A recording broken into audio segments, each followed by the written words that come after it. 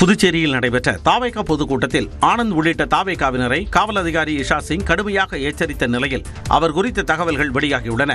தாவேகா பொதுக்கூட்டத்திற்கு QR கோடு இல்லாதவர்களையும் அனுமதிக்குமாறு தாவேகா பொதுச் செயலாளர் ஆனந்த் ஒலிபெருக்கி மூலம் காவல்துறைக்கு கோரிக்கை விடுத்தார்.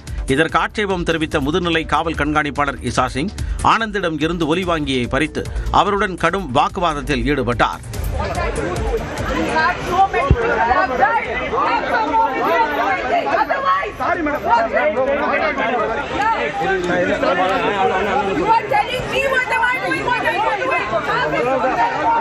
இந்த காட்சிகள் இணையத்தில் வேகமாக பரவிய நிலையில் இஷா சிங் குறித்த தகவல்கள் வெளியாகியுள்ளன.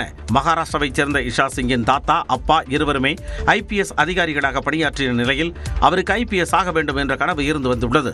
அதன் பொருட்டு 2021ஆம் ஆண்டு குடிமைப்பணி தேர்வில் தேர்ச்சி பெற்ற இஷா சிங் அக்முட் எனப்படும் அருணாச்சல பிரதேசம், கோவா, மிசோரம் மற்றும் யூனியன் பிரதேசங்கள் அடங்கிய AGMU கேடர் அதிகாரியாக நியமிக்கப்பட்டார். அந்த வகையில் கடந்த 2024ஆம் ஆண்டு புதுச்சேரிக்கு பணியிட மாற்றம் செய்யப்பட்ட IPS அதிகாரி இஷா சிங் தற்பொழுது புதுச்சேரி கிழக்கு மண்டலத்தின் புதிய SP-யாக நியமிக்கப்பட்டுள்ள நிலையில் தமிழக வெற்றிக் கழகத்தின் மக்கள் சந்திப்பு கூட்டத்தில் காவல்துறை மேற்பார்வையாளராக DGP-யால் நியமிக்கப்பட்டார். இந்நிலையில் தாவேகா பொதுக்கூட்டத்தில் ஆனந்த் உள்ளிட்ட தாவேகாவினரிடம் அவர் கண்டிப்புடன் நடந்து கொண்ட வீடியோ வெளியாகி மக்களின் பாராட்டுக்களை பெற்றுள்ளது.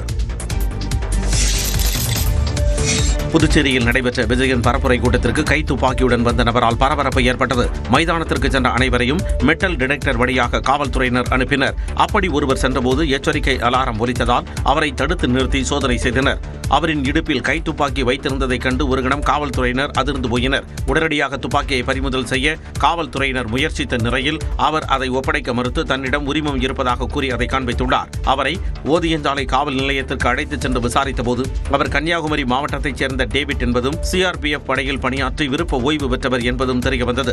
தாவேகாவின் சிவகங்கை கிழக்கு மாவட்ட செயலாளர் பிரபுவுக்கு அரசு அனுமதியுடன் துப்பாக்கி ஏந்திய 2 தனி பாதுகாவலர்கள் இருப்பதாகவும் அதில் ஒருவர்தான் டேவிட் என்பதும் உறுதி செய்யப்பட்டதால் அவர் விடுவிக்கப்பட்டார். எனினும் கூட்டத்திற்கு வந்த ஒருவரிடம் துப்பாக்கி இருந்ததாக பரவிய தகவலால் அங்கு சலசலப்பு ஏற்பட்டது. இதனிடையே கூட்டம் நடந்த உப்பள மைதானம் அருகே தாவேகா பொதுக்கூட்டத்திற்காக வைக்கப்பட்ட பேனர்கள் சரிந்து விழுந்தன.